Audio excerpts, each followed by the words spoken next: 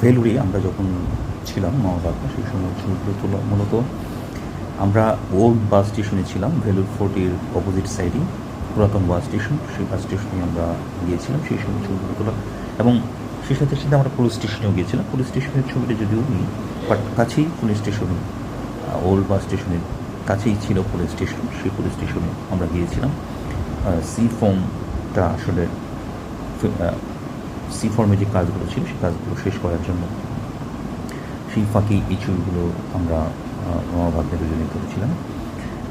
প্রচণ্ড গরম ছিল, প্রায় 43 ডিগ্রি সেন্টিগ্রেড ছিল এই গরমে।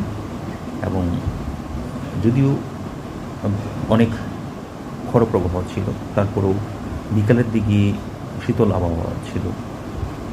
এই যে মেন রোড, এই মেন রোড ধরেই বিভিন্ন জায়গায়, ভেলুরের বিভিন্ন জায়গায় যাওয়া যায়।